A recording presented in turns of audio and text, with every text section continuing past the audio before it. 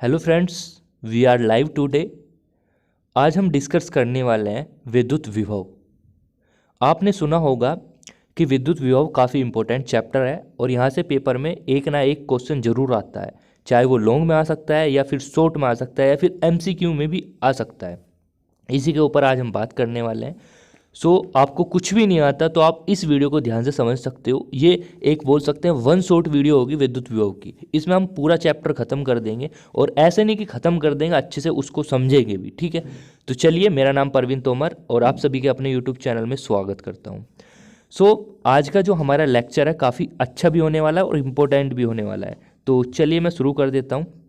देखो, सबसे पहले हम स्टेप बाय स्टेप एक एक चीज़ों को समझते हुए चलेंगे दोस्तों, ठीक है। फिर बता रहा हूं, हमको रटना नहीं है। जो ये लिखा हुआ है इसको अभी मत पढ़ो बिल्कुल भी, क्योंकि इससे हमारा कोई भी रिश्ता नहीं है। जो मैं बोलूंगा उससे आपका रिश्ता है, ओके। अगर आपको पढ़ना होता तो ये किताब में भी लिखा हुआ है, ये मॉडल पेपर में भी लिखा हुआ है, ये अनसोल्ड पेपर में, सब चीज़ में लिखा हुआ है, पर आप पढ़ क्यों नहीं पा रहे? उसका रीज़न भी तो यही है ना कि आपको समझ में नहीं आ रहा। तो फिर बता रहा हूँ, नोट्स के पीछे मत भागना। अब जो आपको मैं समझा रहा हूँ वो अपने आप ही तुम्हारे पीछे भागा भागा आ जाएगा, ठीक है। तो चलते हैं। अब देखो, सबसे पहला हमारा टॉपिक होता है इस चैप्टर में विद्युत विभव, ठीक है, जिसको हम इंग्लिश में बोलते हैं इलेक्ट्रिक पोटेंशियल, ठीक है। विद्युत विभव क्या होता है? सबसे पहले देखो, फिर बता रहा हूं, इसको मत देखो अभी, बिल्कुल भी मत देखो, नहीं तो प्रॉब्लम होगी। पेपर में याद करा हुआ याद नहीं रहता, सबसे बड़ी प्रॉब्लम यही है, ठीक है। तो समझते हैं अच्छे से क्या बात है इसके लिए। देखो, सबसे पहले हम समझते हैं विद्युत विभव क्या होता है। तो विद्युत विभव होता है V बराबर W/Q0, ठीक है दोस्तों। V बराबर W/Q0। देखो, ये जो W होता है, ध्यान से समझना, ये जो W होता है ये होता है किया गया कार्य, ठीक है। और जो Q0 होता है दोस्तों, ये होता है आपका परीक्षण आवेश। परीक्षण आवेश, ठीक है। परीक्षण आवेश क्या होता है सर जी, ये और बता दो। देखो, मैं आपको चैप्टर नंबर 1 और 2 में भी बता कर आया हूं परीक्षण आवेश के बारे में। परीक्षण आवेश होता है एक टेस्ट चार्ज। टेस्ट चार्ज का मतलब होता है बहुत ही चूहे के जैसा, मतलब बहुत छोटा सा आप आवेश लेना है आपको टेस्ट करने के लिए, तो उसको ही बोलते हैं परीक्षण आवेश, ठीक है। तो डेफिनेशन कैसे बनाओगे फिर बता रहा हूँ, उसको मत पढ़ो, जो मैं यहाँ पे बता रहा हूँ उसको ध्यान से सुनते रहो, क्योंकि आपको केवल कंसेप्ट ही आपको जिता सकता है, ठीक है। तो देखो, Q0 क्या है सर जी? Q0 है सर जी, क्या है? बताओ बताओ। Q0 है सर जी परीक्षण आवेश, ठीक है सर। W क्या है? W है सर जी कार्य, ठीक है सर जी, बिल्कुल ठीक बात है। अब हम बोल सकते हैं किसी परीक्षण आवेश को अनंत से किसी बिंदु तक लाने में किया गया कार्य ही विद्युत विभव कहलाता है। सर जी, हमारी समझ में नहीं आया क्या बोल रहा? देखो, एक बार फिर से समझो। हमने बताया V बराबर होता है W/Q0, सही है सर। पहला तरीका तो ये है, अगर आप इसको एक्सप्लेन नहीं, जैसे मैंने यहाँ पे बोला, अगर आप ऐसा नहीं लिख पाते एग्जाम में तो कोई बड़ी बात नहीं, आप ऐसे भी लिख सकते हो। कैसे लिखें सर जी? आप ऐसा बोल सकते हो कि किसी परीक्षण आवेश को लाने में किया गया कार्य तथा परीक्षण आवेश के अनुपात को विद्युत विभव कहते हैं। अंडरस्टैंड? दो डेफिनेशन मैंने आपके सामने रख दी है, जो सा आपका मन करे उसको आप एक्सप्लेन कर सकते हो एग्जाम में, और यहाँ से क्वेश्चन आता जरूर है, ठीक है। चलिए नेक्स्ट हम बात कर लेते हैं। अभी आपने पढ़ा V बराबर W/Q0, जी हाँ हमने पढ़ा। और आपको मैं चैप्टर 1 एंड चैप्टर 2 में बताकर आ चुका हूं कि आपको एक तो कार्य की विमा याद रखनी है और एक बल की विमा याद रखनी है। मैं अपनी बात पर हमेशा रहता हूं। मैंने बोला था चैप्टर 1 में कि आपको कार्य और बल की विमा याद रखनी है, और मैं फिर बता रहा हूँ यही आपको याद रखनी है, और एक्स्ट्रा एफर्ट लगाने की जरूरत नहीं है। आपको पता है कार्य का मात्रक क्या होता है सर जी? जूल। क्यों क्या है? आवेश। आवेश का मात्रक कूलाम। तो मैं ये पूछना चाहता हूं दोस्तों, पेपर में आया हुआ क्वेश्चन, ध्यान से सुनना। क्या पेपर में आया था क्वेश्चन? पेपर में आया हुआ क्वेश्चन था कि बताइए विद्युत विभव का मात्रक क्या होता है। आपको मॉडल पेपर में मिल जाएगा, ये लिखा हुआ, कई बार आया हुआ क्वेश्चन है, ठीक है। क्या होता है? जूल प्रति कूलाम। अंडरस्टैंड? ठीक है सर जी। अब वीमा कैसे निकाल लेंगे? मैंने आपको दोस्तों बताया था कि जो कार्य होता है उसकी वीमा होती है mL²T-2, सही है सर। और मैंने आपको चैप्टर 1 में ही बताया था कि आवेश की विमा होती है AT। तो ये जैसे ही ऊपर जाएगा तो आप इसको लिख सकते हो mL² एंड T-3 और A-1। ओके, तो ये हो जाएगी बच्चों इसकी विमा। अंडरस्टैंड? मैं मानता हूँ मैं सारे पॉइंट आपको एक्सप्लेन अच्छे से कर पा रहा हूँ, ठीक है। तो अब हम नेक्स्ट पॉइंट पे चलते हैं दोस्तों। आपका नेक्स्ट पॉइंट है विद्युत विभवांतर। देखो दोनों में डिफरेंस बहुत बड़ा है, बच्चे इस चीज़ को नहीं समझ पाते कि विद्युत विभव क्या होता है, विद्युत विभवांतर क्या होता है। एक बात आपको ध्यान रखना है, विद्युत विभव क्या होता है। विद्युत विभव होता है कि मान लो कोई हमारे पास टेस्ट चार्ज है, मतलब कोई परीक्षण आवेश है, उसको हम अनंत दूरी से यहाँ तक लेकर आते हैं। समझो मैं क्या बोलना चाहता हूँ। एक परीक्षण आवेश है, उसको मैं अनंत दूरी से किसी एक निश्चित बिंदु तक लेकर आता हूँ, तो उसमें जो कार्य करना पड़ता है ना, वही विद्युत विभव कहलाता है। पर विद्युत विभवांतर में ऐसा नहीं होता। पूछो ऐसा क्यों? देखो इसका रीजन भी मैं आपको बता देता हूँ। देखो जैसा नाम से पता चल रहा है, विद्युत विभवांतर, विद्युत विभवांतर नाम से पता चल रहा है अच्छे से। हाँ जी सर पता चल रहा है। विद्युत विभवांतर से आपके दिमाग में क्या चला? सर जी हमारे दिमाग में ये चला, विद्युत विभवांतर से हमारे दिमाग में ये चला कि विभव का अंतर है। अगर इसका संधि विच्छेद करोगे तो आपके पेपर में संधि भी आती है 12th में, अगर आप देखना चाहते हो तो संधि के भी क्वेश्चन आ जाते हैं। 3 नंबर की संधि आती है, इसमें दीर्घ संधि हो जाएगी, विभव प्लस अंतर, तो विभवांतर, ठीक है। तो विभवांतर इसमें इसका मतलब ये हुआ कि विभव का अंतर की बात कर रहा है। यानी अगर मैं बोलना चाहता हूं कि एक पॉइंट ये रहा, इसका विभव वी है, एक पॉइंट ये रहा, इसका विभव वी बी है, तो इन दोनों का जो अंतर होगा ना दोस्तों, जो इन दोनों का अंतर होगा वही आपका विद्युत विभवांतर होगा। आया समझ में? विद्युत विभव अलग क्यों था और ये विद्युत विभवांतर अलग क्यों हुआ? क्योंकि बच्चों देखो विद्युत विभव में जो परीक्षण आवेश था, जो टेस्ट चार्ज था, उसको अनंत दूरी से लेकर आ रहे थे। पर यहाँ पर अनंत दूरी से लाने की कोई जरूरत नहीं है। पूछो ऐसा क्यों? क्योंकि आपको जो परीक्षण आवेश है ना, वो एक बिंदु से दूसरे बिंदु तक ही लेके जाना है, अनंत दूरी से नहीं लेके जाना। तो इसका मतलब ये हुआ, हम बोल सकते हैं विद्युत विभवांतर क्या है कि परीक्षण आवेश को एक बिंदु से दूसरे बिंदु तक लाने में किया गया कार्य, एक बिंदु से दूसरे बिंदु तक लाने में किया गया कार्य क्या कहलाता है? विद्युत विभवांतर कहलाता है। आपने एक बात पे ध्यान दिया होगा बच्चों, क्या ध्यान दिया होगा? देखो इसके भी डब्ल्यू आ रहा है, यहाँ पे भी क्यू आ रहा है, तो इसका मात्रक बिल्कुल सेम टू सेम होगा। बोलो हो, सेम टू सेम होगा या नहीं? हाँ जी सर बिल्कुल, जूल प्रति कूलम इसका भी मात्रक होगा। भाई जब मात्रक सेम है तो इसकी वीमा भी तो सेम होगी। हाँ जी सर बिल्कुल ठीक है। तो वीमा इसकी वही होती है जो आपकी विद्युत विभव की होती है। आई होप सो ये आपके दिमाग में ऐड हो गया होगा। फिर बता रहा हूँ, आपको रटना नहीं है, बिल्कुल भी मत रटना, बिल्कुल भी, ठीक है। चलो नेक्स्ट चलते हैं। अब इसके बेस पे मैंने क्वेश्चन ले लिए 4-5 जो आपके एग्जाम में भी आए हुए हैं, और मैं कोशिश करूंगा नए नए टाइप के और क्वेश्चन बनाने की। पहला क्वेश्चन है दोस्तों, फिर बता रहा हूं, रटना मत। अगर आपको फॉर्मूला समझ में नहीं आ रहा तो ये मैंने दो तीन जो क्वेश्चन दिए ना, ये करके देखो। इससे क्या होगा? क्वेश्चन हम क्यों कराते हैं? क्वेश्चन इस वजह से कराते हैं जिससे फॉर्मूला आपके दिमाग में सेट हो जाए और कंसेप्ट आपके दिमाग में सेट हो जाए कि मैं क्या बोलना चाहता हूं, मैं अनंत से ही आवेश को क्यों लेकर आ रहा हूं, एक बिंदु से दूसरे बिंदु तक ही क्यों लेकर आ रहा हूं, उसका रीजन है ये, ठीक है। तो क्वेश्चन है कि एक 5 गुना 10⁶ कूलम। देखो आपको न्यूमेरिकल सोल्व करने में बहुत प्रॉब्लम आती होगी, बहुत सारे बच्चों के मेरे पास कमेंट और डाउट आते रहते हैं कि सर न्यूमेरिकल सोल्व नहीं हो पाते। तो उसका रीज़न मैं आपको बताता हूँ ऐसा क्यों नहीं होता।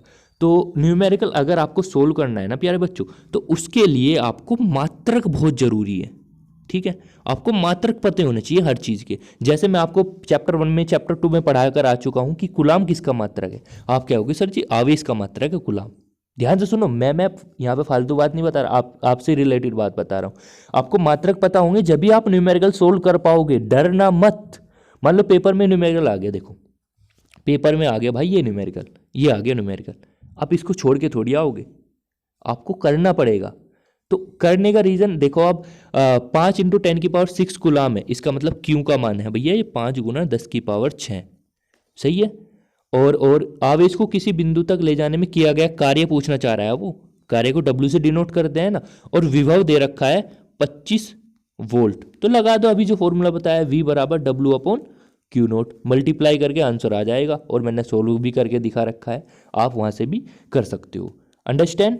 मैंने कंसेप्ट समझा दिया अच्छे से, okay. Question number 2, 4 into 10⁵ coulomb आवेश को एक बिंदु से, देखो ध्यान से समझो, इस वाले क्वेश्चन में और इस वाले क्वेश्चन में क्या डिफरेंस था। इस वाले क्वेश्चन में तो आपको बोल रहा था कि आपको अनंत से लेकर आना है परीक्षण आवेश को। इसमें साफ साफ बोल दिया उन्होंने कि आपका जो आवेश है ना, ये 4 इंटू 10⁵ एक बिंदु से दूसरे बिंदु तक लेके आना है, और इसमें जो वर्क हो रहा है वो 20 जूल है।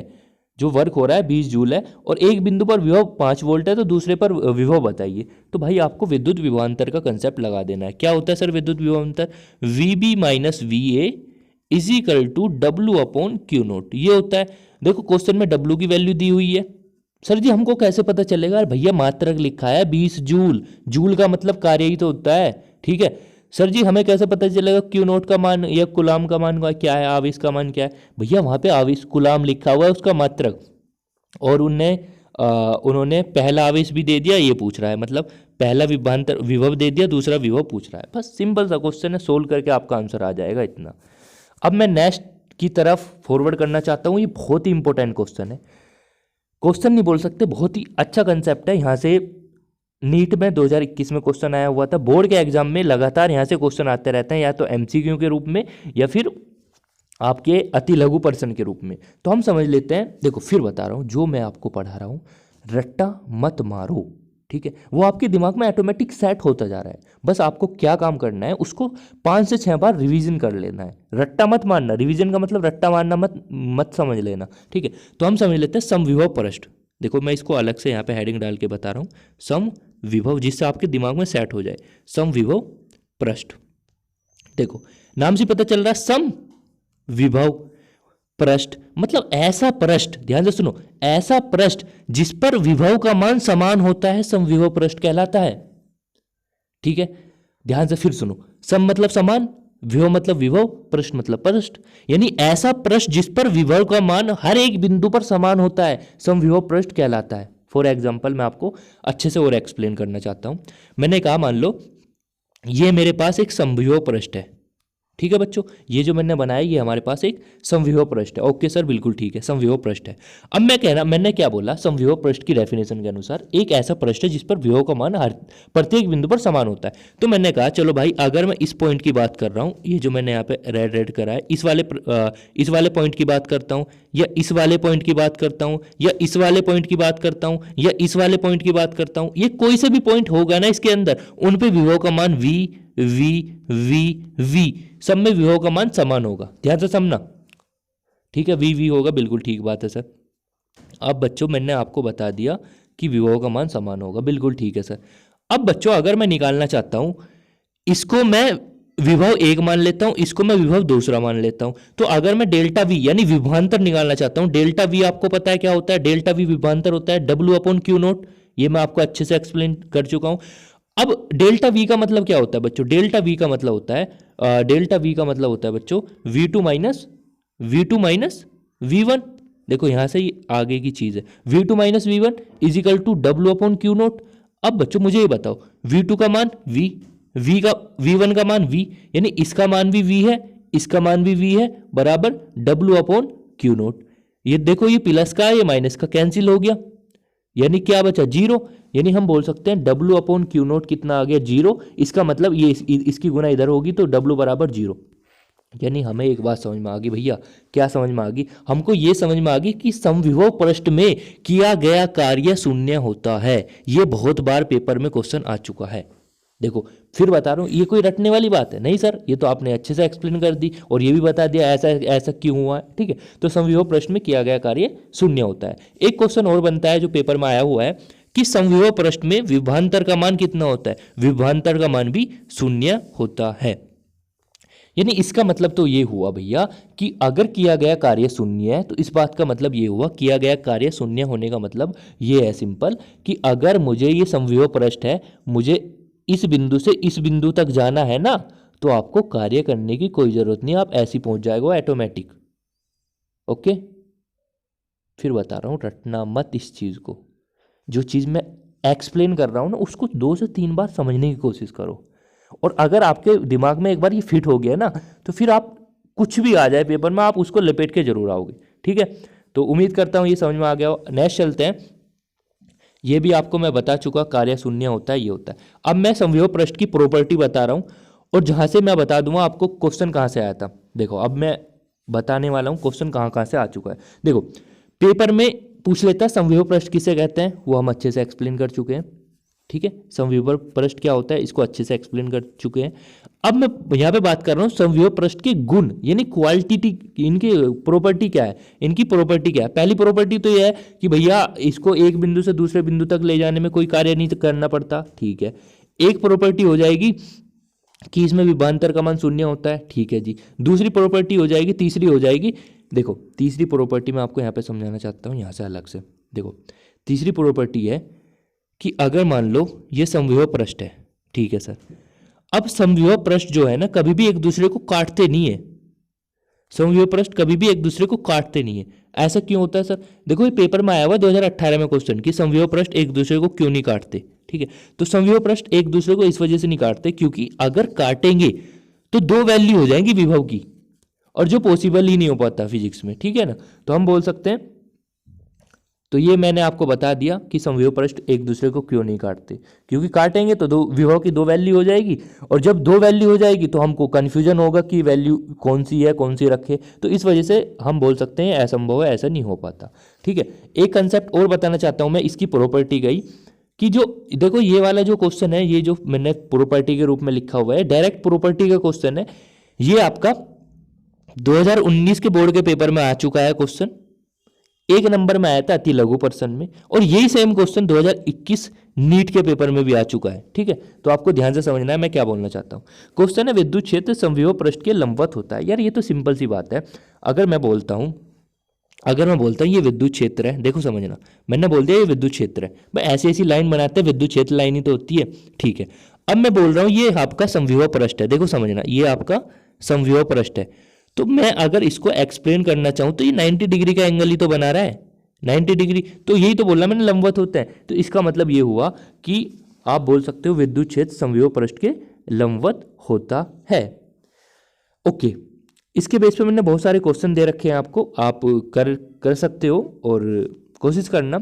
एक पॉइंट और समझना जो मैं आपको समझाना चाह रहा हूँ, देखो फिर एक बार रिवीजन कर लेते हैं बहुत जल्दी। अभी तक हमने क्या पढ़ा? हमने पढ़ा विभव क्या होता है, हमने पढ़ा विभवांतर क्या होता है, हमने पढ़ा समविभव पृष्ठ क्या होता है, समविभव पृष्ठ क्या होता है, इक्वी सरफेस बोलते हैं इसको, इक्वी पोटेंशियल सरफेस, समविभव पृष्ठ क्या होता है, और हमने ये भी पढ़ा कि इसकी प्रॉपर्टी क्या होती है। उम्मीद करता हूँ ये सारी पॉइंट आपको स्टेप बाय स्टेप, फिर बता रहा हूँ फिजिक्स जो है हार्ड नहीं है, स्टेप बाय स्टेप पढ़ना लोग नहीं जानते, इस वजह से उनको हार्ड लगता है। स्टेप बाय स्टेप चलोगे तो आपको आसानी से हो जाएगा सब चीज़। ठीक है, तो हमने ये अभी तक पढ़ लिया है, इसकी प्रॉपर्टी भी पढ़ लिया। एक बात ध्यान रखना, देखो जैसे मान लो ये विद्युत विभव है, सही है सर विद्युत विभव है, जैसे जैसे ये विद्युत क्षेत्र की डायरेक्शन में जाता रहेगा ना, अभी मैं आपको प्रूफ भी करके दिखाऊंगा ऐसा होता क्यों है। मान लो ये विद्युत विभव है, जैसे जैसे विद्युत क्षेत्र ई की डायरेक्शन में जाता जाएगा वैसी वैसी उसका विभव का मान कम होता जाएगा।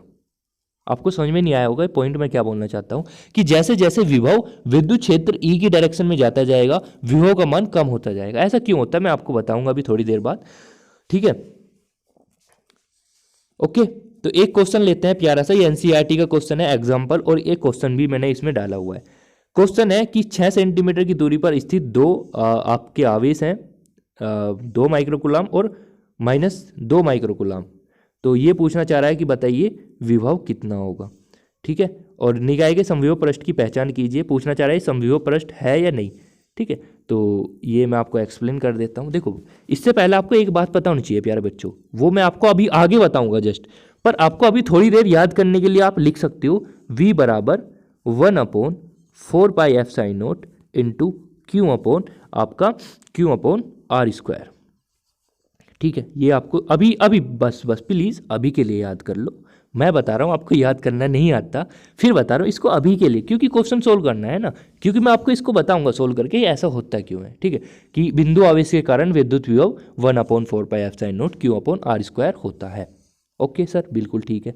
तो मैं क्या काम करता हूँ बच्चों, देखो आवेश 2 माइक्रोकूलम दे रखा है, एक -2 माइक्रोकूलम दे रखा है। ठीक है, तो आप क्या बोल सकते हो, 2 माइक्रोकूलम आवेश है, एक +2 माइक्रोकूलम, तो मैंने सबसे पहले इस पर विभव निकाला -2 माइक्रोकूलम के आवेश पर, ध्यान से समझना, मैंने सबसे पहले इस पर विभव निकाला तो विभव आ गया इतना, फिर मैंने इस पर विभव निकाला आ गया विभव इतना, सर जी। मैं कहा हाँ बताओ। सर जी आपने तो कहा था कि यहाँ माइनस नहीं लेना, यहाँ प्लस नहीं लेना। अरे ध्यान से सुनो, बहुत प्यारा क्वेश्चन है। देखो यहाँ पे माइनस क्यों आया और यहाँ पे प्लस क्यों आया, इसका रीजन मैं आपको बताना देना चाहता हूँ। क्योंकि देखो अगर बल होता, आप कूलाम का नियम पढ़ा था 1/4π/f(sin0 Q1 Q2/r², ये पढ़ा है सभी बच्चों ने। और अगर ये -Q1 भी होता है तो उसको हम नेगलेक्ट कर देते हैं। उसका रीजन ये था कि जो f होता है वो एक सदिश राशि होती है। बिल्कुल ठीक है, ठीक है। और माइनस का इस पर कोई इफेक्ट नहीं पड़ता। जबकि बच्चों ये जो आपका विभव होता है ये अदिश राशि होती है, अदिश। और आपको पता है अदिश राशि पे जोड़ने और घटाने का प्रभाव पड़ता है, ठीक है ना। और आप बोल सकते हो प्रभाव पड़ता है ना, तो इसका मतलब ये हो जाएगा ये आपका माइनस है, ये प्लस है। और जैसे इनको ऐड करेंगे कुल विभव तो v बराबर v1, तो आपका कितना हो जाएगा, v आ जाएगा 0। इसका मतलब क्या हुआ बच्चों, इसका मतलब ये हुआ बच्चों कि अगर v 0 है तो किया गया कार्य भी शून्य होगा। अब जब किया गया कार्य शून्य कैसा है सर, देख v बराबर W/Q0 होता है बच्चों। v का मान हम ऑलरेडी 0 निकाल चुके हैं, तो W/Q0 इसकी गुना इधर करिए तो w का मान कितना है 0। यानी किया गया कार्य शून्य कब आता है सर, समविभव पृष्ठ की कंडीशन में आता है। तो भाई मैं वही तो बताना चाह रहा हूँ तुम्हें, ठीक है। तो यही बात मैंने यहाँ पे एक्सप्लेन कर रखी है। ओके चलिए नेक्स्ट चलते हैं। अब देखो अगर पूछता है आपसे कि विद्युत द्विध्रुव के लिए समविभव पृष्ठ बनाइए, तो समविभव पृष्ठ क्या होता है। देखो ये मान लो विद्युत द्विध्रुव है आपका, क्या है सर जी, ये आपका विद्युत द्विध्रुव है। विद्युत द्विध्रुव क्या होता है सर जी, मैं आपको चैप्टर 1 में एक्सप्लेन कर चुका हूँ सर जी। अगर एक प्लस क्यू आवेश और एक माइनस क्यू आवेश बीच की दूरी 12 पर स्थित होता है ना, उसको विद्युत द्विध्रुव कहते हैं। ये कोई पूछने वाली बात है, बिल्कुल ठीक है बात। अब देखो ये कहता है एक समविभव पृष्ठ खींचिए, तो मैंने ये कहा ये होगा, ठीक है। अब देखो ऐसा कैसा हो रहा है, देखो प्लस के कारण बाहर की ओर, माइनस के कारण अंदर की ओर, प्लस के कारण बाहर की ओर, माइनस के कारण, ये तो होगी विद्युत बल रेखाएं। आपको पता है, मैं आपको लेक्चर में एक्सप्लेन कर चुका हूं, ठीक है। अब अगर हम इस पे समविभव पृष्ठ खींचते हैं, समविभव पृष्ठ होता है ऐसा पृष्ठ जिस पर विभव का मान हर प्रत्येक बिंदु पर समान होता है। तो इसका मान यहाँ प्रत्येक बिंदु पर समान होगा, ऐसी प्रत्येक बिंदु पर यहाँ पे समान होगा, इसका मान यहाँ पे एक प्रत्येक बिंदु पर समान होगा, ऐसी लगातार समान होता जाएगा अनंत तक, इस प्रकार। इसी वाले डायग्राम का मतलब सिंपल यही था, ठीक है, जो मैं आपको बता चुका हूँ ऑलरेडी। अब देखो बच्चों, अब हम एक चीज और समझने वाले हैं, और पेपर में ये इंपॉर्टेंट है, कई बार आ चुका है, खास तौर से डेरिवेशन के रूप में आता है पेपर में, ठीक है। तो वेरी वेरी इंपॉर्टेंट आप लगा सकते हो कि अगर पेपर में यहाँ से डेरिवेशन आती है तो 100% यही क्वेश्चन आएगा, ठीक है। तो चलते हैं कैसे कैसे हुआ उस चीज को समझते हैं। फिर बता रहा हूं आपको, इस चीज को बिल्कुल भी याद नहीं करना है क्योंकि ऑटोमेटिक बन जाती है बच्चों। अभी तक आपने पढ़ा है कि इसको याद करना पड़ता है, वो सबकी गलतफहमी होती है, ठीक है। तो वो समय के साथ साथ दूर होती चली जाती है धीरे धीरे, ठीक है। तो चलते हैं अब विद्युत द्विध्रुव बिंदु आवेश के कारण विद्युत विभव, बिंदु आवेश के कारण विद्युत विभव, इसको पढ़ते हैं हम।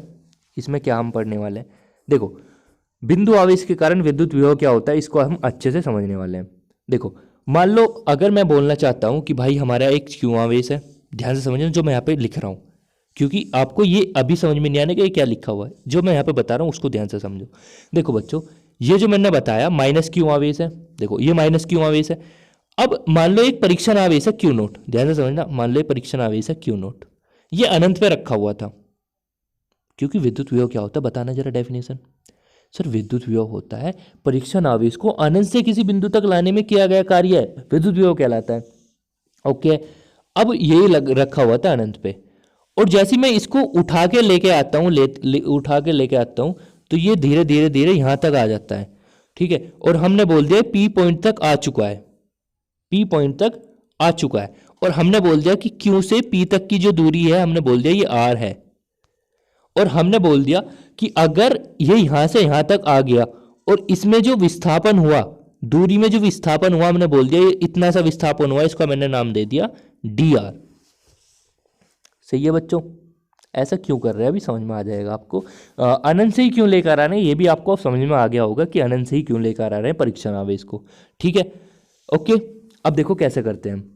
अब हमने ये सब चीज कर लिया, देखो ये सब चीज पढ़ लिया हमने। अब आपको डेफिनेशन कैसे लिखनी है, इसकी थ्योरी कैसे लिखनी है, सिंपल। देखो माना बिंदु ओ है, देखो माना बिंदु ओ है, अरे देखो ना यहाँ पे माना बिंदु ओ है, उस पर क्यों आवेश रखा हुआ है या नहीं, जिस पर क्यों आवेश रखा हुआ है। अब यहाँ से आर दूरी पर कोई बिंदु पी है जहां पर हमें विद्युत विभव की गणना करनी है। वही तो थ्योरी है जो आप पहले चैप्टर में करके आ रहे हो, पर यहाँ विभव की बात कर रहे हैं। ठीक है, अब एक बात बताओ प्यारे बच्चों, ध्यान से समझना। तो आपका बल क्या हो जाएगा, बल हो जाएगा सर आपका 1 बल का फॉर्मूला पता है ना, 1/4 Q1 Q2 upon are square. अब देखो प्यारे बच्चों ध्यान से समझना, अब आपका Q1 कितना है, Q1 सर Q है, Q2 कितना है सर जी Q2 ये रहा, बीच की दूरी कितनी है सर जी ये रही। अब ये जो आवेश है ना, ये उठाकर हम इसको यहाँ ले आए हैं बच्चों P पॉइंट पर। अब ध्यान से सुनो, ये जो आवेश है ना Q0 अब यहाँ नहीं रहा, ये उठाकर हम यहाँ ले आए। इसका मतलब क्या हुआ कि भाई अगर आप किसी चीज़ को, मतलब आपका कोई दोस्त है, आपका कोई दोस्त है, उसको उठाकर आप अपने घर लेकर आ रहे हो, तो आपको एक्स्ट्रा एफर्ट लगाने पड़ेंगे। ठीक है, इसका मतलब क्या हुआ, आपको अपनी जो आपके अंदर ताकत है ना उसकी हानि करनी पड़ेगी। इसका मतलब क्या हुआ कि जो आपके अंदर बल था ना उसका कुछ ना कुछ हास हो गया, आपको उसको खींचने में, समझो उसको खींचने में हास हो गया। तो इसका मतलब क्या हुआ सर जी, इसका मतलब ये हुआ कि अगर आपका बल पहले पॉजिटिव आने वाला था ना, जो आपका बल पहले पॉजिटिव आने वाला था ना, वो ऑटोमेटिक नेगेटिव हो जाएगा, क्योंकि आपको उसको खींचने में अपनी कुछ ताकत, अपनी कुछ फोर्स लगानी पड़ी, इस वजह से यहाँ पे नेगेटिव साइन आ गया। कुछ मास्टर बता ही नहीं पाते इसको नेगेटिव क्यों आया। ठीक है, अब देखो आपका बल निकल के आ गया इतना, ठीक है सर जी, माइनस क्यों आया, समझ में आ गया ना, क्योंकि सर जी इसको अनंत से हम पी पॉइंट तक लेकर आ रहे थे खींच के। ठीक है सर जी, अब हमने बल निकाल लिया, भाई कार्य निकाल लो ना। सर ऐसा क्यों कर रहे हैं, एक बार सर हमें प्रोसीज बता दो, ऐसा क्यों कर रहे हैं, ये हमारी समझ में नहीं आ रहा। देखो हमको पता है हमको क्या निकालना है बच्चों, हमको निकालना है वी, समझना बहुत प्यार से, हमको निकालना है सर जी वी, और आपको वी का फॉर्मूला पता है, वी का फॉर्मूला होता है W/Q0। सर जी अगर मैं W निकाल लूँ, ध्यान से समझो, सर जी अगर मैं W निकाल लूँ ना, W, तो कहीं ना कहीं हम V निकाल पाएंगे। मैंने पूछा कैसे यार, क्या बताना चाह रहे हो आप। आपने कहा सर अगर आप W निकाल लेते हो ना कहीं से डेरिवेशन में W निकाल लेते हो ना, तो हम उसको Q0 से डिवाइड कर देंगे तो हमारा V निकल के आ जाएगा सर जी V। मैंने कहा यार बहुत अच्छी बात करी तुमने, तो मौज कर दी। तो हमारा पहला टारगेट है W निकालने का। ओके अंडरस्टैंड है ना क्या क्या कर रहा हूं मैं। तो सबसे पहले हम निकाल लेते हैं W, और आप सभी को पता है W जो होता है, W होता है किया गया कार्य, सॉरी कार्य, वो कार्य होता है बल गुना विस्थापन, सबको पता है बच्चों। अब एक बात आपको ध्यान रखना है अब मास्टर इसको भी एक्सप्लेन नहीं कर पाते, बोलते हैं कि भाई ये इसकी लिमिट इतनी होगी। अरे लिमिट क्यों होगी भाई, उस चीज को तो बताओ। देखो आपको पता है, देखो कार्य होता है बल गुना विस्थापन, पर हम काम कितना कर रहे हैं ये तो बताओ ना। सर जी हम काम कर रहे हैं इनफाइनाइट से लेकर आ रहे हैं परीक्षण आवेश को, और कहां तक लेकर आ रहे हैं, आर दूरी तक लेकर आ रहे हैं। तो इसका मतलब जो लिमिट हो जाएगी इनफाइनाइट से आर हो जाएगी, ये सेंस है इस बात का। समझ में आई थी आज लो ये बात समझ में आई तुम्हारे, नहीं आई ना, ठीक है ना, अब आ गई, अच्छी बात है। चलो आगे चलते हैं, यानी लिमिट होगी इनफाइनाइट से आर, और आपका विस्थापन कितना हुआ था, देखो विस्थापन हुआ था डी आर, तो विस्थापन के स्थान पर हम डी आर यहाँ पे रख देंगे। और आपको एफ का मान मैं ऑलरेडी निकाल चुका हूँ, ये रहा, ये उठा के यहाँ पे वैल्यू पुट कर देना। ठीक है, जैसे ही आप वैल्यू पुट करोगे तो आपकी ये कंडीशन इस प्रकार बन जाएगी।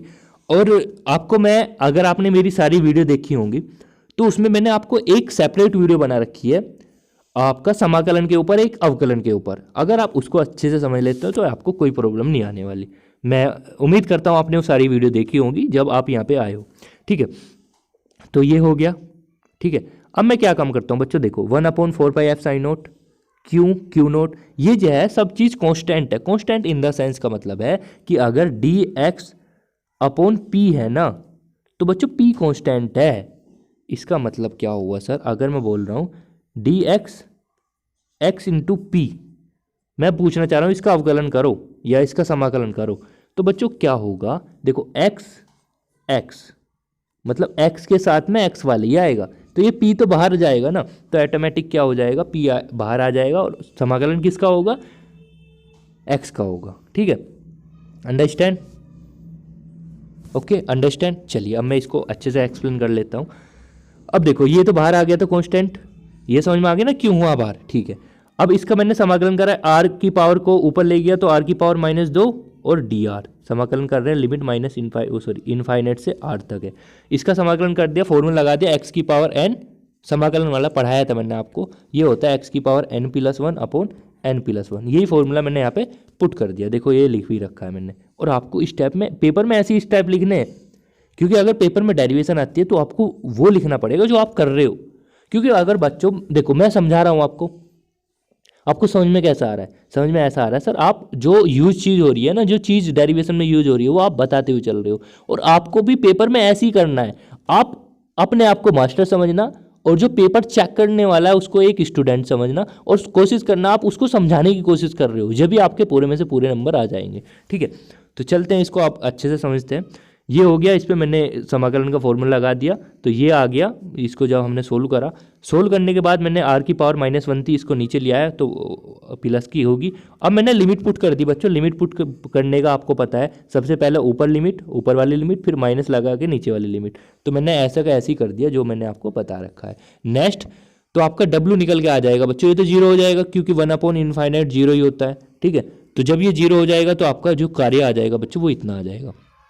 अब ध्यान से समझना बच्चों, आपने कार्य निकाल लिया, सर जी अब तो हमारा काम बिल्कुल ही हल्का हो गया, क्योंकि v = W/Q होता है, ठीक है। W हमने निकाल लिया, अब Q0 से उसको डिवाइड कर दो, v निकल जाएगा। हम ये जानते हैं ये होता है, W का मान ये रहा, उठा के यहाँ रख दिया, तो v कितना आ गया 1/4πε0 Q/R। सही है बच्चों।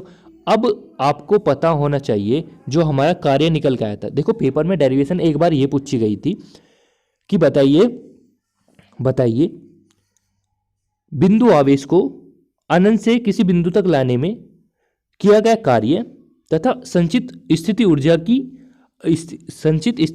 का अनुपात क्या होगा, ठीक है। तो ध्यान रखना 1:1 होगा, ठीक है। अब मैं बताना चाहता हूँ क्या होगा। देखो जो कार्य होता है, जो आपने ऑलरेडी निकाल लिया था, जो कार्य होता है वो ऑलरेडी एनर्जी के रूप में कन्वर्ट होता है, ठीक है, यानी संचित हो जाता है, ठीक है। तो संचित हो जाता है तो आपको W हटाना है, U लगाना है, तो ये आ जाएगा आपकी स्थिति ऊर्जा। अब देखो अगर इसका आप अनुपात निकालना चाहते हो, W और U का अनुपात, W और U का अनुपात, तो सारा कैंसिल हो गया, तो अनुपात कितना है 1:1। ऐसे क्वेश्चन MCQ में पूछ लेता है वो, ठीक है, ठीक है बच्चों, ओके।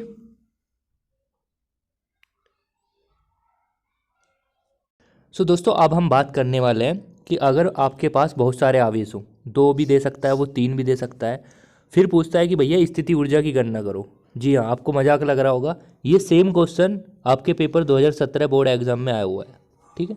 उसके बाद भी आया हुआ है 2020 के आसपास, ठीक है, जो 2020 में पेपर हुआ था, 2021 में पेपर नहीं हुआ था, पर ध्यान रखना। तो अब देखो मैं क्या करने वाला हूँ, कैसे इसको मैं सिंप्लीफाई करूँगा। देखो एक आवेश आपका Q1 है, एक आपका Q2 है, एक आपका Q3 है।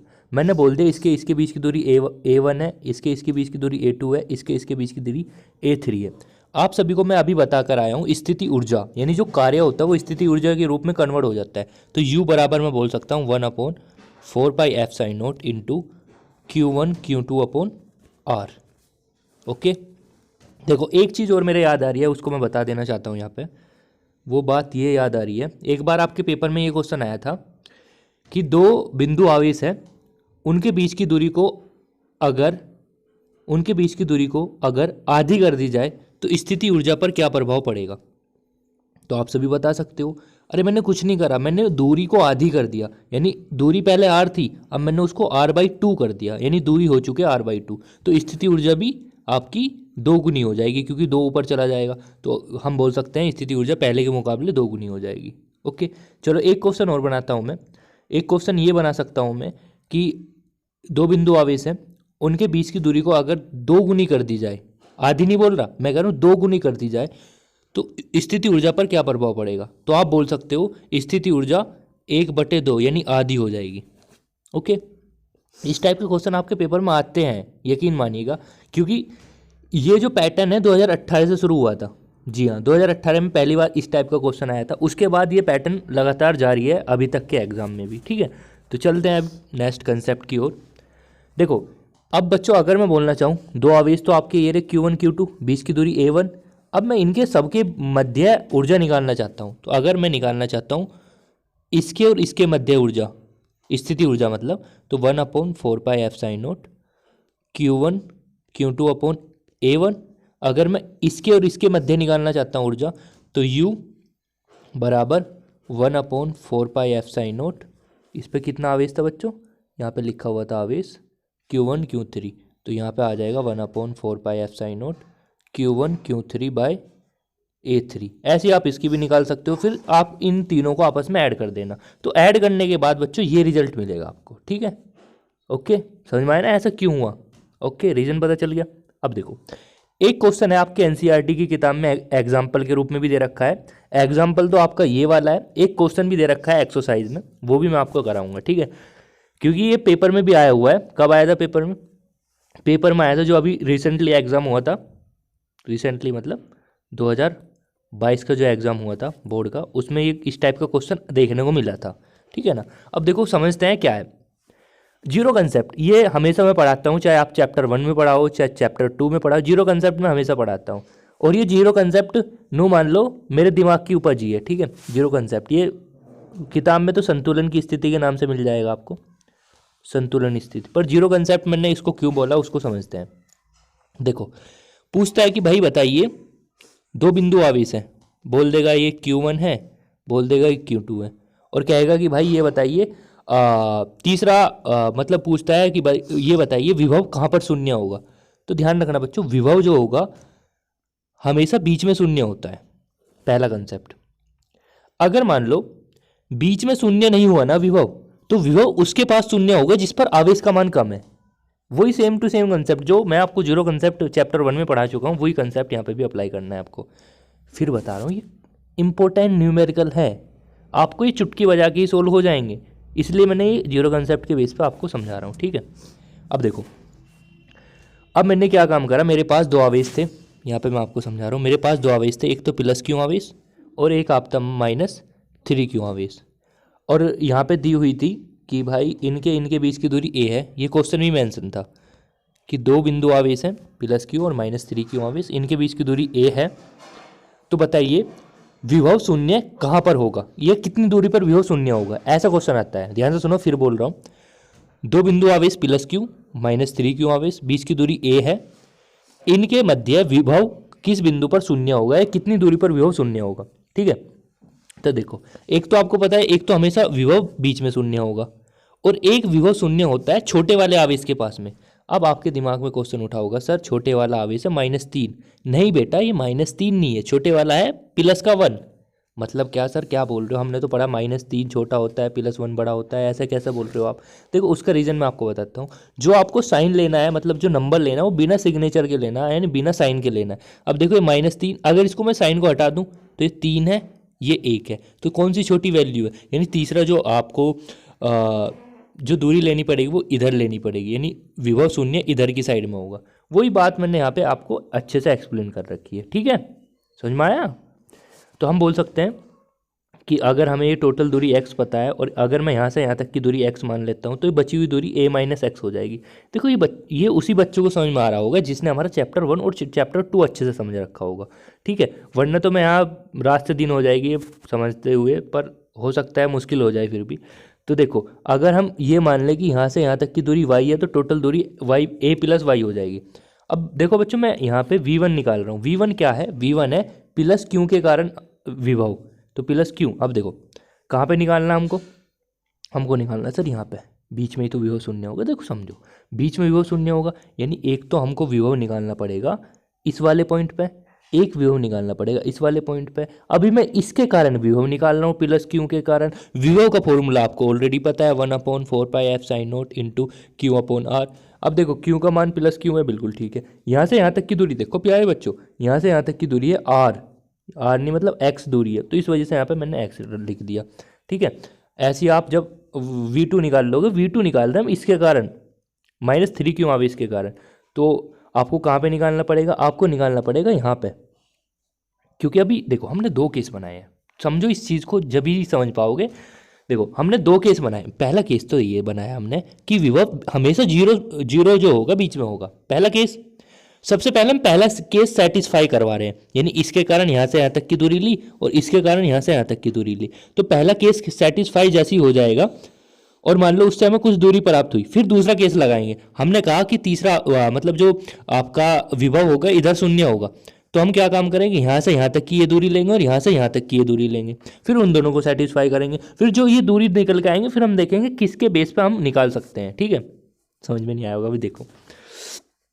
तो भैया हमने V1 निकाल लिया, V2 निकाल लिया, दूरी तो समझ में आ गया। a-x क्यों आया, क्योंकि भाई हम यहाँ से लेके यही निकालना चाहते हैं अभी, क्योंकि हमने क्या बताया, देखो ध्यान से रिलैक्स होके समझो। हमने ये समझाया कि अगर दो आवेश हैं, एक तो विभव बीच में शून्य होगा, देखो ध्यान से समझो, बीच में शून्य होगा, ठीक है। एक शून्य उस बिंदु पर होगा जहाँ पर आवेश का मान छोटा होगा। ओके, तो सबसे पहले हम इसके और इसके कारण, यानी इस वाले आवेश और इस वाले आवेश के कारण विभव निकाल लेंगे, निकाल लिया। फिर हम इस वाले मतलब जो यहाँ पे आवेश रखा था ये वाली दूरी के कारण विभव निकाल लेंगे, फिर इसके और इसके कारण विभव, उसको इक्वेट करके हम कर सकते हैं क्वेश्चन को सोल्व। तो वी नेट क्या हो जाएगा, वी नेट हो जाएगा V1 प्लस V2। सर जी डायरेक्शन का कोई इसमें रोल नहीं है, देखो डायरेक्शन का रोल नहीं है। अगर हमको बल निकालना पड़ता है ना तो आपको डायरेक्शन देखनी पड़ती कि ऐसी डायरेक्शन है इधर की साइड है, तो आप कह दोगे कि भाई दोनों बल जो होंगे F1 प्लस F2 होगा। और अगर मैं बोलता विद्युत क्षेत्र की तीव्रता तो तुम कहते E1 प्लस E2 होगा। अगर बच्चों मैं ये बोलता हूँ कि एक की डायरेक्शन इधर की ओर एक की डायरेक्शन इधर की ओर, तो तुम कहते F1 माइनस F2 होगा, क्योंकि डायरेक्शन अलग अलग है। ठीक है, ये कंसेप्ट आता है रिलेटिविटी से, अगर तुमने थोड़ा सा 11th में पढ़ा होगा। ठीक है, तो ये रिलेटिविटी से हमको पता चलता है। अब इसमें तुम कहोगे सर इसमें प्लस ही कर रखा है माइनस क्यों नहीं करा। देखो बेटा ध्यान से सुनो, आपको पता है विभव जो है एक अदिश राशि है, तो अदिश राशि को डायरेक्शन की कोई ज़रूरत ही नहीं होती यार, तो डायरेक्शन क्यों ले, हम डायरेक्ट जोड़ दो ना। ओके ना, ठीक है सर, अब आया समझ में। तो आप बोल सकते हो वी नेट, यहाँ पे शून्य होगा तो शून्य और बराबर इक्वेट करके आप इसको सोल्व कर सकते हो। सोल्व करा एंड ये आपका, अब ऐसी जैसे वो था ऐसी आप दूसरी कंडीशन के लिए भी को सोल्व कर सकते हो।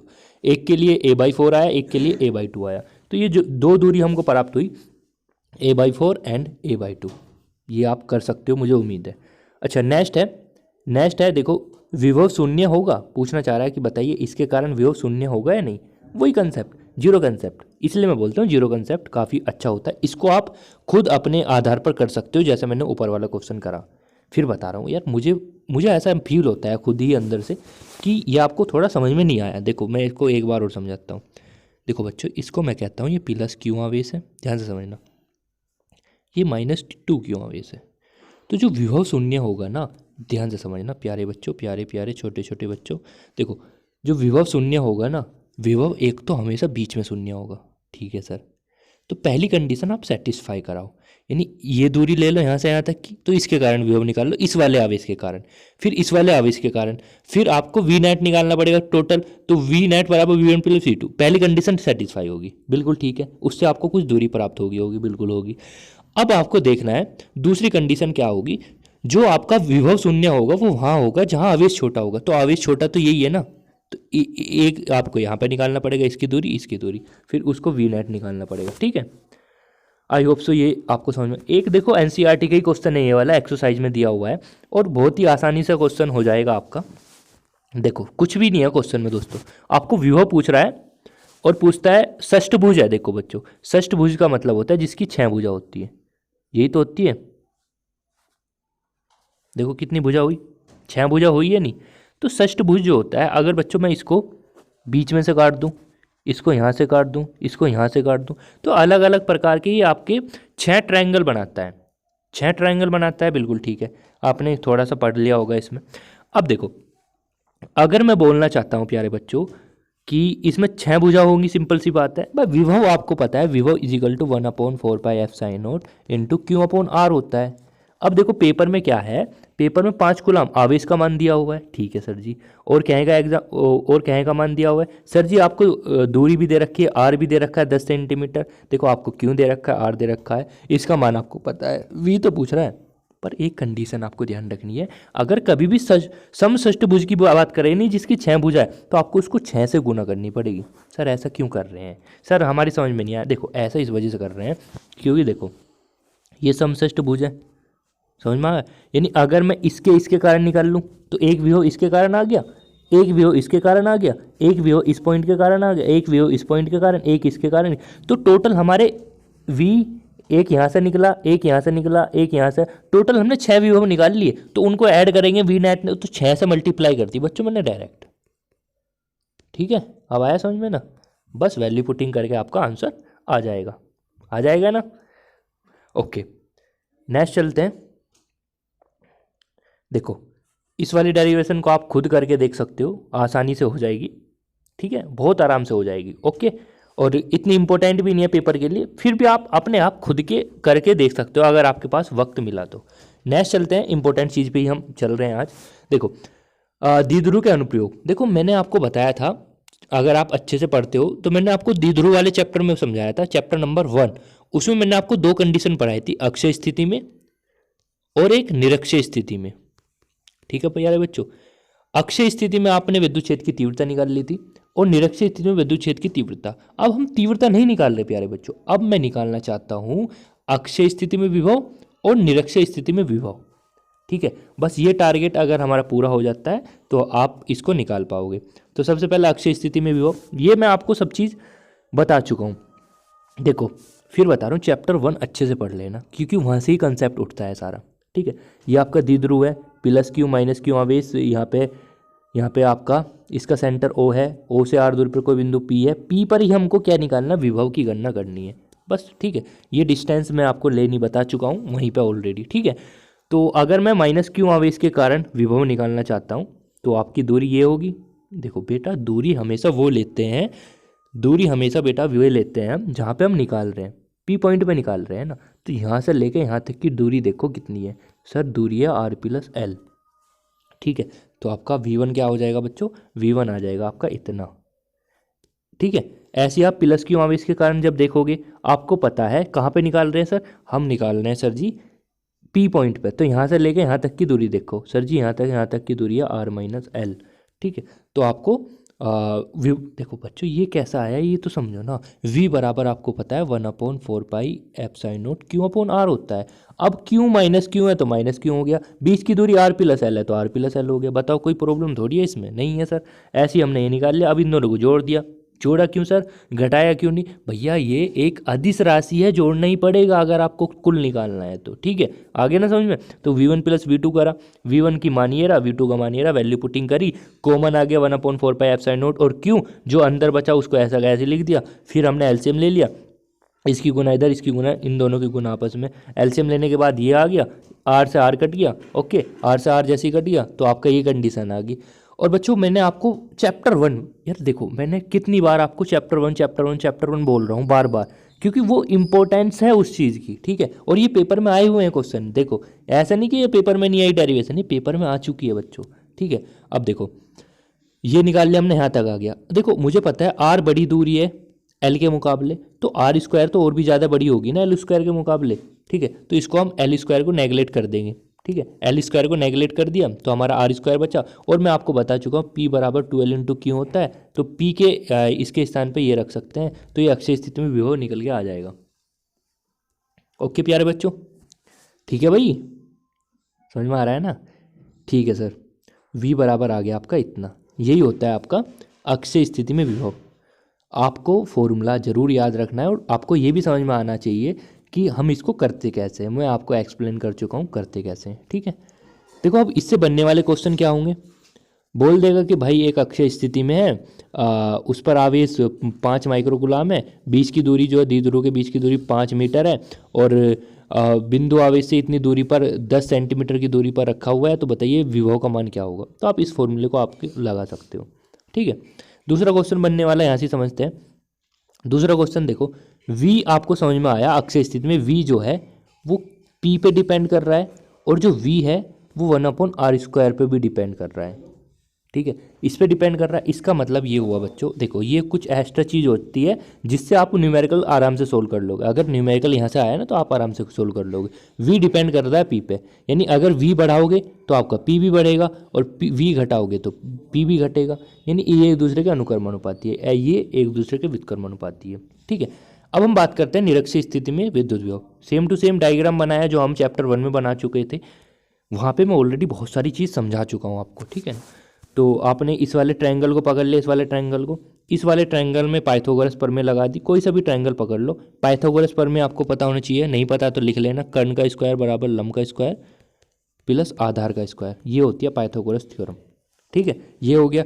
अब हमने जो भी वैल्यू थी इसकी हेल्प से ये वाली कर्ण निकाल लिया, कर्ण निकल के आ गया इतना। ठीक है, अब हमने माइनस क्यों आवेश के कारण निकाल लिया, ये आ गया, प्लस क्यों आवेश के कारण ये निकले। जब टोटल दोनों को ऐड करेंगे, देखो यहाँ पे माइनस है, ये प्लस है, तो दोनों कैंसिल हो जाएंगे, तो आंसर आ जाएगा 0। इसका मतलब क्या हुआ, पेपर में एमसीक्यू में कई बार आया हुआ क्वेश्चन है कि निरक्षीय स्थिति में विद्युत विभव का मान कितना होता है, तो 0 होता है। ऐसा क्यों होता है सर, क्योंकि देखो अगर इस पे माइनस चार्ज है ना, इस पे प्लस, तो फिर आपस में कैंसिल हो जाते हैं और इस वजह से विभव 0 हो जाता है। ओके बेटा, चलिए ये कुछ क्वेश्चन मैं आपको दे रहा हूँ, उम्मीद है आप इन सभी को क्वेश्चन को सोल्व करोगे। ये आपका जीरो कंसेप्ट के ऊपर बेस है और ये आपका विभव के ऊपर ही डायरेक्टली क्वेश्चन हो जाएगा। ठीक है, तो ये कोशिश करना, और ये एनसीईआरटी का एक क्वेश्चन है एग्जाम्पल के रूप में, इसको भी आप करने की कोशिश कर सकते हो। ठीक है, ये मुझे लग रहा है मैं ऑलरेडी करा चुका हूँ चैप्टर 1 में, फिर भी एक बार देख लेना, अच्छा क्वेश्चन है। ठीक है, और अगर आप इसको देखते हो तो इसमें देखो बढ़िया क्वेश्चन है ये भी, स्थिति ऊर्जा पूछ रहा है, यानी यू बराबर आपको लगाना है formula 1/4 π f sin note Q1 Q2 upon R, केवल ये फॉर्मूला लगाना है और आपका आंसर आ जाएगा। ठीक है बच्चों, ओके है ना। चलो ये हमारी यहाँ पे PDF ख़त्म हो जाती है। ओके, उम्मीद करता हूँ दोस्तों ये आपको समझ में आ गया होगा, और अगर पेपर में यहाँ से कुछ आया तो इससे बाहर कुछ भी नहीं आएगा इस चैप्टर में।